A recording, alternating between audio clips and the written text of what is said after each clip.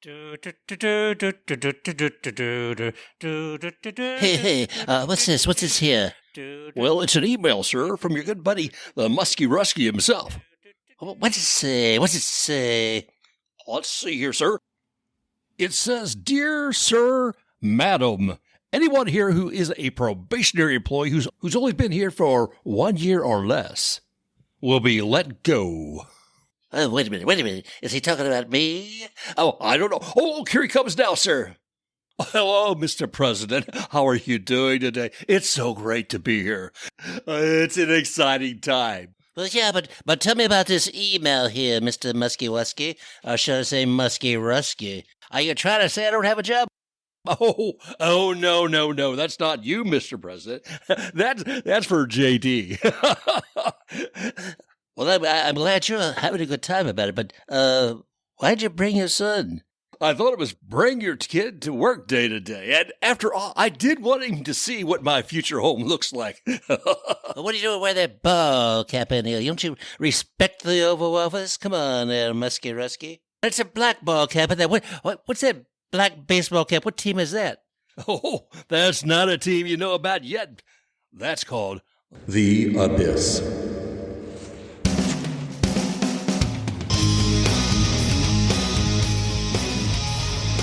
Welcome to Baseball Biz on Deck. And once again, Matt Germain and myself, Mark Corbin, are joining you to enjoy what we have in this life. And the only thing we can look forward to was, Matt, I was looking at the Super Bowl. I said, this game, everybody's been building so much up to, the millions upon millions of dollars spent on commercials. And I thought, I'm going to pass. The best thing about it, Matt, was it's the beginning of baseball. So how you doing, buddy? I'm doing pretty well. It's still pretty cold up here in Canada. We're not feeling the spring training yet. So I'm hoping that there's a draft that comes up from Florida and Arizona and just warms us a little bit and puts us in the mindset of baseball, because the Super Bowl is the last kind of event before you start things spring training, but you do need a little bit of that warmth to seep up and warm up the bones after a long winter. So hopefully that happens soon. I'm hoping so too, my friend. I'm in Louisville this week, and it's freezing. It's snowing. Freezing. It's on the cusp. It's around 31, 32 Fahrenheit, and it is just not been pleasant. But I was mentioning with you before the show today that I was able to give a presentation on women baseball at a place called Morning Point. And first they said, hey, did anybody get to see the Super Bowl? And they said, yeah. I said, who cares? I said, I said what I said earlier, the only thing good about the Super Bowl is that once it's over, we have spring training and baseball has begun. But it's been an interesting week. You and I last week, we were trying to figure out the world. Heck, we were trying to figure out also spring training. And back and forth, we were talking about where's Pete Alonso go? Where's Pete Alonso going? And I bet you no sooner than we had finished recording this, the boy signed. Yes, he did. And he's going to be, I know it wasn't the ideal contract that he wanted with the Mets. I'm sure he would have liked a 5 or 6 year deal just to not have to go through this whole process again. But in the lineup structured the way it is, he should be able to have banner years with the Mets and sign another deal with them if he does do that well. I think there's going to be a lot less pressure on him this year than ever before, even though he's going to put, some self pressure just to support and do his job. I think you're going to see statistics go up significantly, because by the time you go through Lindor and Soto and you get through wherever he ends up, in the lineup, fourth, fifth, they'll be pretty worn out, and so he'll get a little bit better chance to do some damage, possibly with people on the bases more often. So I think it's a good deal for him, and I'm happy that he got the deal he really wanted. I wonder too. I mean, we talked possibly about even how Blake Snell with Boris, he didn't necessarily get the deal he wanted the first year he signed, and came back and got a better deal the next year. So maybe we'll see that too with Alonso. Earlier today, I noticed that you were talking about the free agents that are out there. Now, I'm almost afraid to say these names, Matt, because soon as I do, we know they'll have all been signed. Let's see. I want to read the list real quick that you put up. No, you go ahead and read because you have targets for each one of these folks, starting with Alex Bregman. Right. So I think we've spoken about this a little bit before, where I think Alex Bregman, if he does join the Phillies, could either play second base or third base. Um, but I think Alec Baum would then become a trade target for a lot of different teams. So the Phillies could divert some of the costs of Bregman by dealing Alec Baum and getting another piece that they want to push ahead with.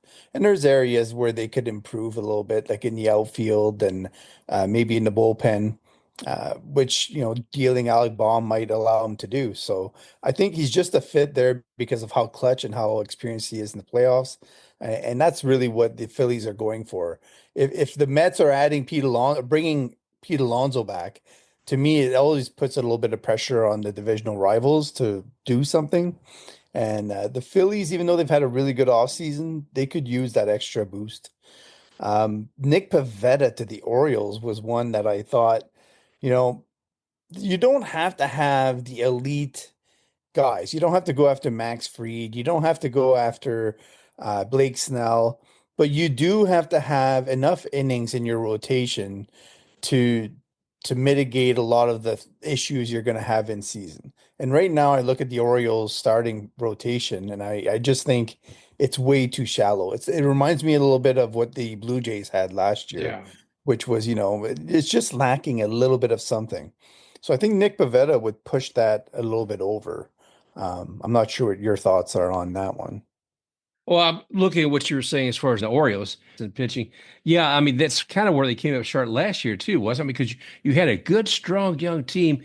And if you'd asked me at this time last year, I would have said, yeah, a good, strong team that I thought was there, but they didn't deliver in those 262 games. And presumably pitching was a big part of that because they did have the fielding, they did have everything else, it seems like, but it came up short there. Maybe Pivetta will make a difference, but how many more people do they need? Right. Well, when they let Corbin Burns walk, I think Yeah. it just kind of, it leaves you a little bit of a bad taste in the back of your mouth, and you're thinking, okay, well, Grayson Rodriguez can't be the be all and end all of the rotation. And I think, they would lower a lot of pressure on his shoulders to have somebody else in there that could be clutch for them. They have some prospects coming up too, but they dealt a lot of those to the Rays.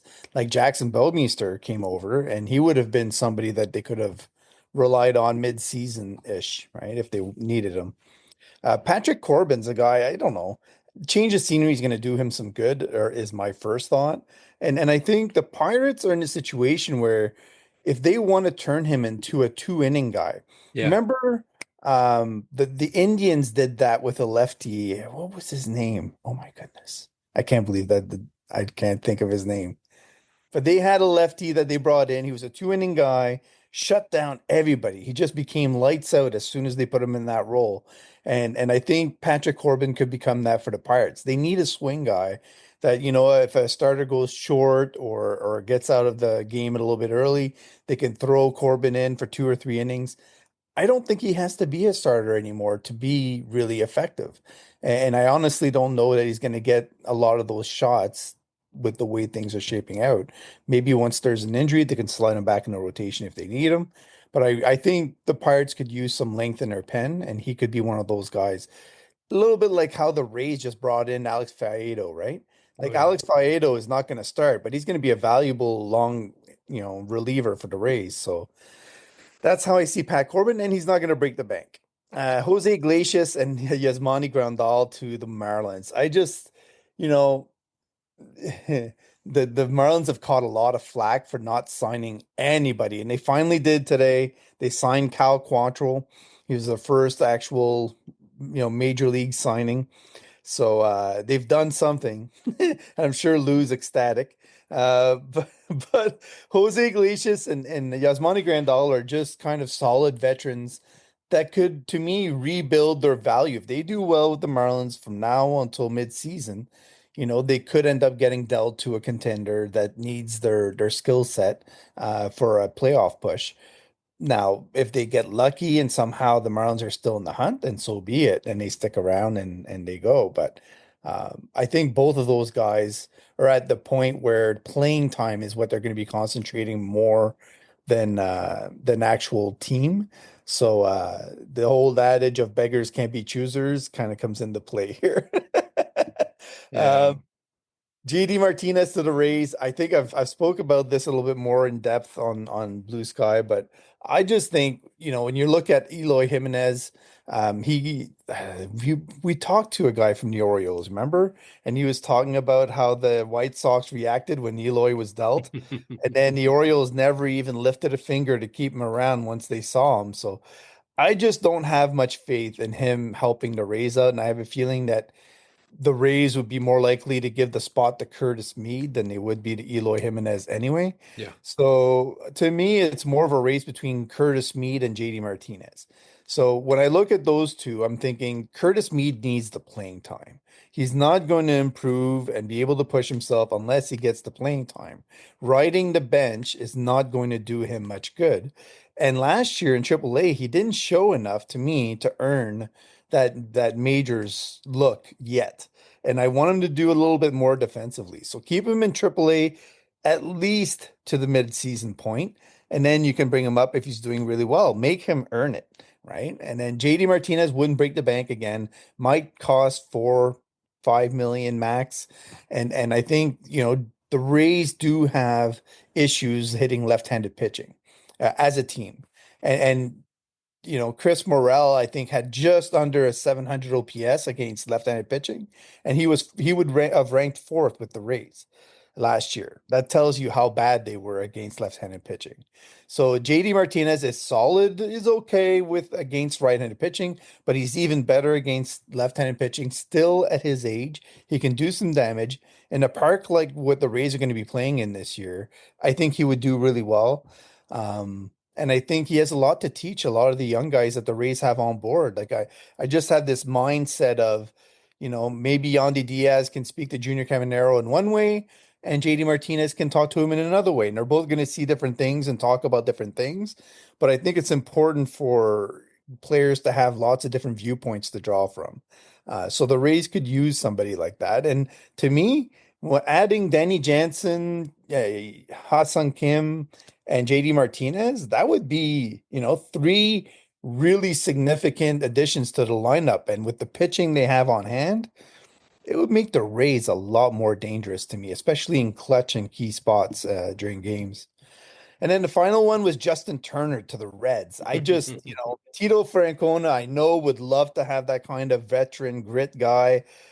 They've lost Voto recently, and I think they need to replace a little bit of that. Yeah. Justin Turner is just, he's never going to bark and complain about playing time. He'll DH when he can. If you want to slide him in at third once in a while, or, there was an unfortunate PED incident with the Reds and one of their prominent prospects in the LV Marte. And I think, from what we saw once he returned, the power was extremely lacking. So I wouldn't bank much on him coming up and helping the team out.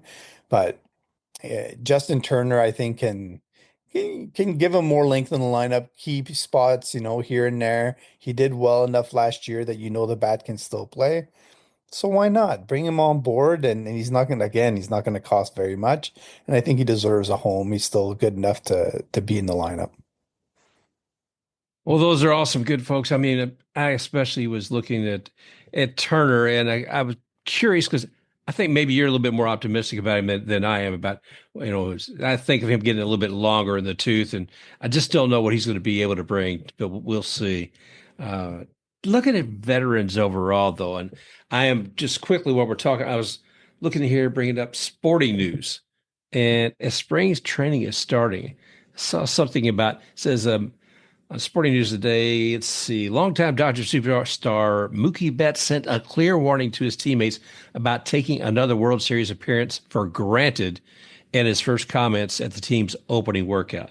He said, quote, We can't keep thinking about being champions again, unquote. He said for Jack Harris of the LA Times. He said, we haven't even played game one. We have to take care of spring training. And then when game one comes, then game one comes. But we can't keep talking about the World Series. I tell you what, man, Mookie, I think he's a player's player. Everybody on the teams appreciate him and they respect him. And I think it was a good message. I mean, how many times have you seen a World Series slump, a team that comes back the next year? But in reality, that ain't going to happen. I mean, is there a richer, deeper team than the the Dodgers? What he's talking about is exactly the reason why the Yankees haven't won the World Series Mhm. in a long time. They presume to be worthy of the World Series win just because without having played it and won it, right? And that's the difference between a Mookie Betts and a Jarrett Cole, right? Like that when Jarrett Cole won't run the first to cover, I mean, Mookie would have covered that base in a heartbeat, you know? So it's the whole process of being excellent because you're putting in the work in all the details. We hear about it a lot, especially in baseball. The details will kill you. That one play, that one instance, that one missed opportunity can come back to haunt you all the time. You know, the first inning, the one run you didn't get because you didn't move the runner over. Well, you lose the game by one run, right? Like Jeez. it always comes out to be that. So yeah, I love that attitude. I think the Red Sox missed that when he left, and yeah, it's taken them a while to get back to that confidence level. But again, it's a work ethic, and I think a lot of baseball players have it. You can't survive in baseball with part of you being like that, right?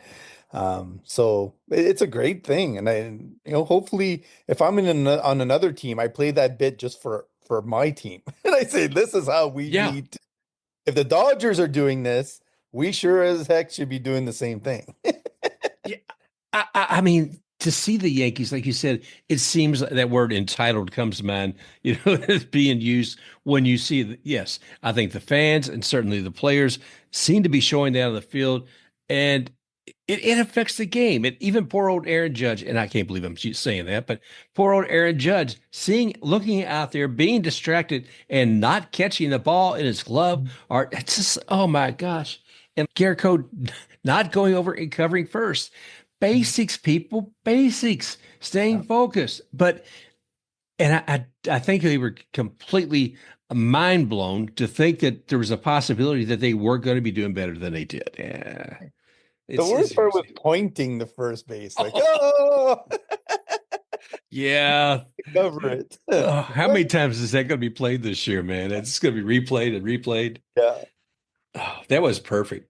Oh, but I bring up Mookie because you're talking about some veterans, and you had another post today. I'm thinking about, you had Pujols out there as well. See, Yeah. because you were talking about it's the giving some depth. Well, even in just what we were talking here a moment ago, was it Yasmani Grandal and who else, Yeah. man? It came out because the Craig Calcaterra ended up posting something about the Rendon deal, and then Mike Petriello sent something else out, and I was like, okay, like I think this needs to be said because like a lot of people will have gripes with guys like Stu Sternberg as an owner, and I think it's misguided because of how great an owner he is in the baseball operating side, where he hires the right people and he lets them do their job, right? And the Angels are the complete opposite of that. So I brought up the three examples, the three big ones, right? And what Mike Petriello had said was that, the Rendon deal is probably going to end up as being one of the most disastrous in history. And I was like, hold on, there's three of them. And they're all with the same team. So Albert Pujols ended up signing for a 10-year deal, 254 million. Over that 10-year span, he added up a total of 8.5 F WAR. Okay.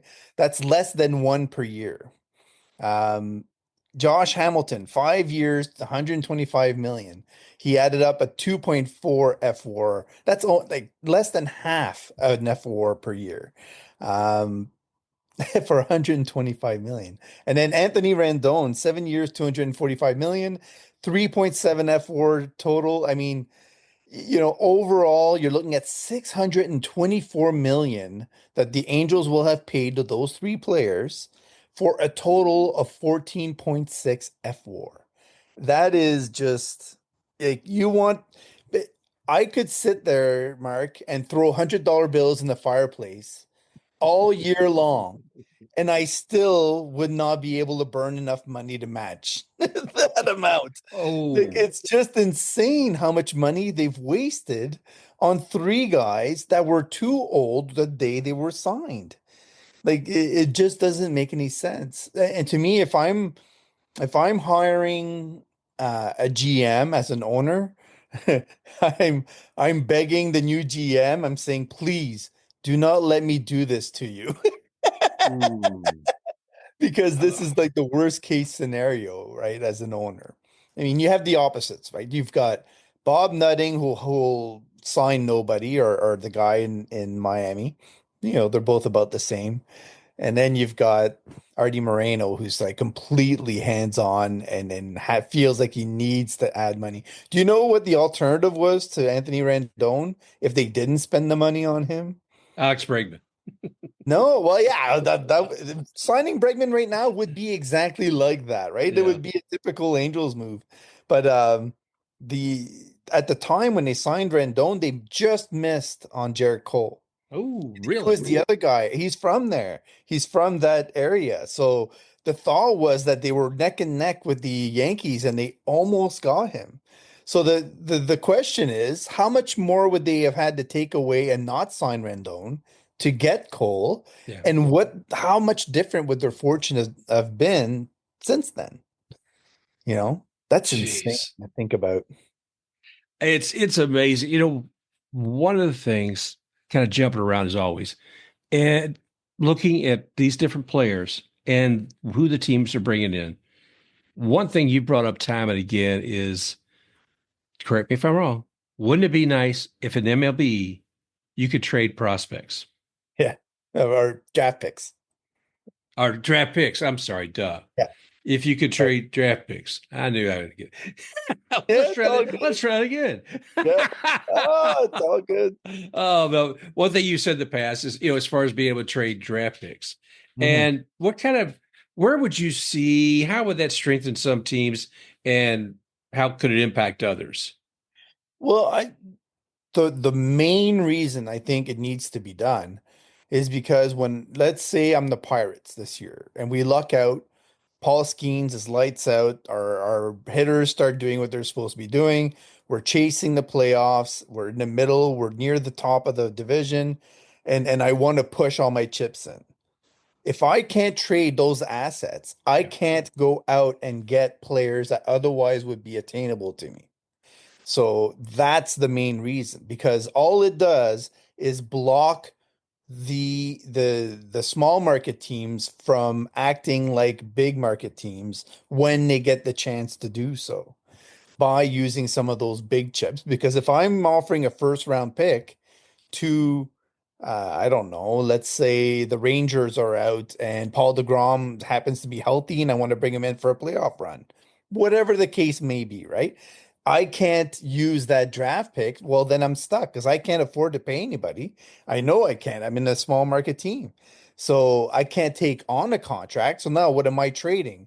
What am I going to give anybody for a top prospect or a Yeah. really, controllable player? Like I'm gonna have to give up my whole farm. Well, then it just weakens me for the long term, and it doesn't give me the same kind of, you know what I mean?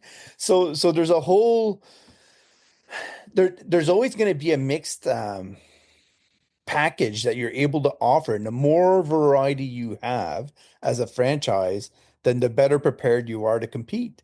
So to me, anything that comes in the way of competing Yeah. based on where you are, right? And you're supposed to be a smart, grown-up, responsible organization, which we know they're not all the same. But like how many? I'll give you another example, Mark. And it's a very applicable one. I monitor a lot of this because like I told you before, my dynasty league goes way too deep, honestly, and we know way too much about too many things. But the international market, right? How many teams avoid it completely, the international market? The Orioles, the Tigers, a whole bunch of teams just never invested in it, Yeah. and they never got the all the high-end players that you could get from the international market. Like the Astros, for example, a lot of the guys that they have are because of the international market. A lot of the benefits that they've had over the years is not just from the draft picks that they got and the tanking that they did. It's also because of the investments they made in the international market. The Cleveland Indians, the same thing, or Guardians, the Rays. There's a bunch. The Yankees do a really good job. The Jays are starting to kind of amp up their ends of it. But I think the more well-rounded a franchise is by maximizing the Rule 5 draft, the international market, the draft, trading draft picks, so the competition ones, competitive balance picks are the ones you're allowed to trade now, and you're seeing them dealt, pretty regularly because teams want to add value where they can and be able to deal it away when they need to. Um, so I still don't understand how, as a league, you can block that from being dealt. I don't understand. NBA, you can trade any draft pick. NFL, you can trade any draft pick. It doesn't make any sense. They're the only league in the all of pro sports that inhibits the trade of draft picks. Why? I cannot begin to imagine. I mean, it continues to amaze me where Major League Baseball puts limitations, on itself. There's so many things that seem like the wild, wild west, but this one is something that makes simple business sense. Why couldn't you actually do that trade? It's like you said, it's working in the other leagues. Why wouldn't you do it here as well?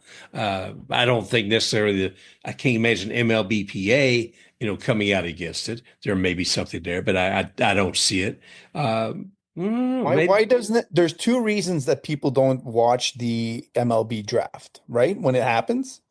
Number one is because you can't trade any draft picks. You're never going to Yeah, move up. yeah. So I know where my team is picking. I don't have to worry about it. And I know I'm not going to see the player for 4 or 5, 6 years.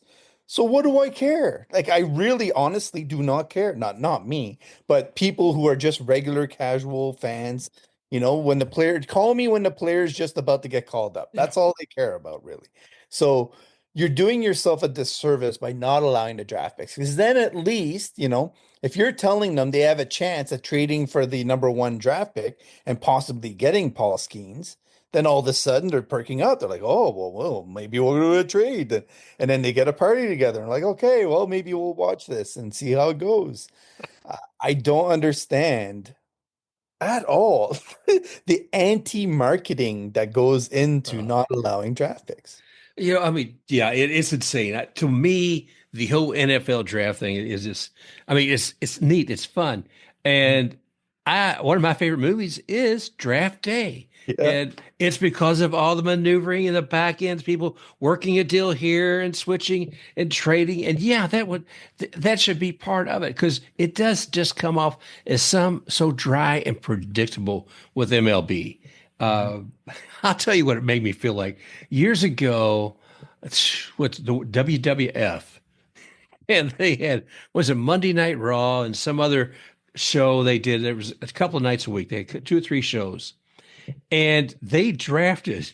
I don't know if you ever saw this. They drafted wrestlers from one show to the next. And yeah, they had a whole night of this. And it was like the old church picnic where you had the wheel, you spin it. And so they had this wheel spinning and all these different wrestlers' faces coming up, and then it would stop. And they would say, John Cena goes to Raw, or something along those lines. The Undertaker now will be on Friday Night Fights, whatever the Yeah. shows were. You laugh. That's what they should do for the lottery, right? And they should have the tickets floating around in one of those booths. Somebody blindfolded in there and trying to grab them as they're blowing around. I love it. I love it. I mean, gotta have some insanity and some entertainment too. There's enough insanity going on outside the world, though, I guess. But Oh, still, there's a little bit, yeah. oh, hey, talk about insanity. Football's gone, Mhm. but right now, if I was up in Canada, I'm probably keeping you from a great game right now. There's the four nations are playing. Tell us a little bit about that.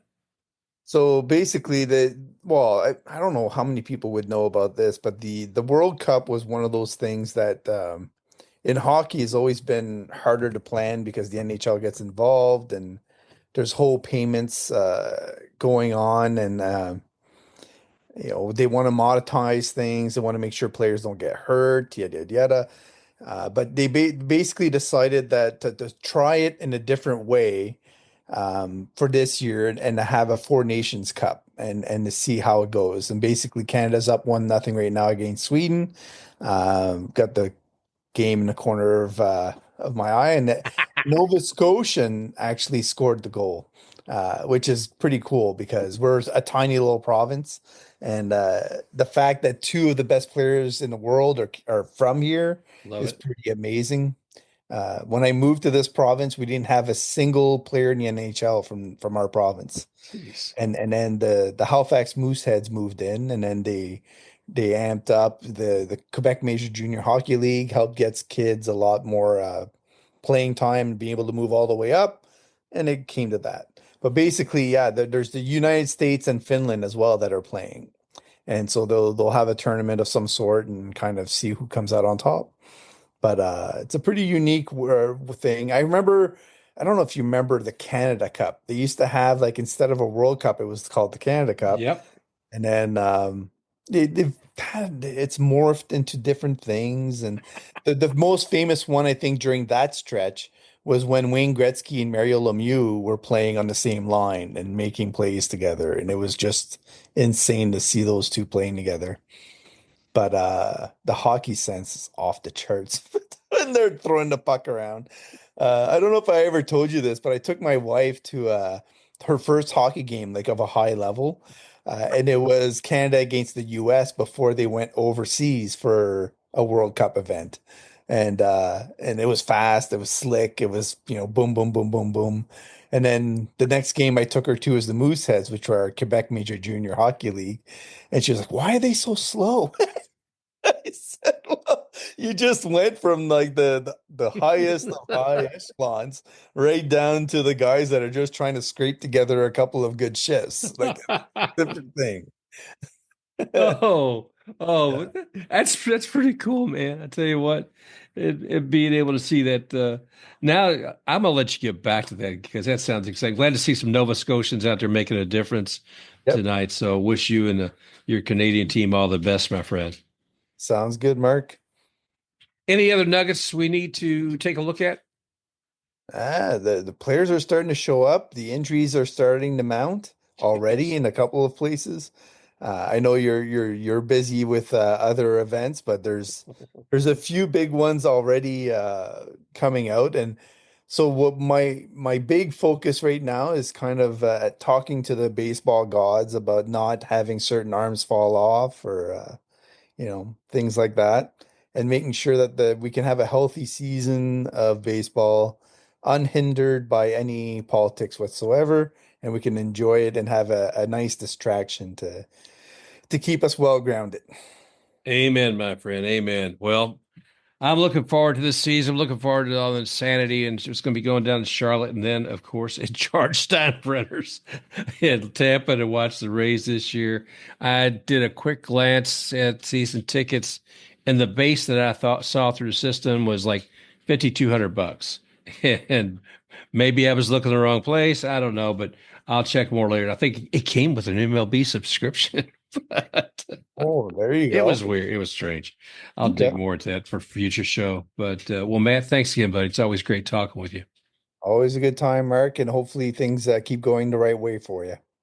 Amen, brother. Amen. So thank you all again for joining Matt and I today here on Baseball Biz on Deck. Love having you here, and we'll be talking with you again real soon. Ta-da! Oh.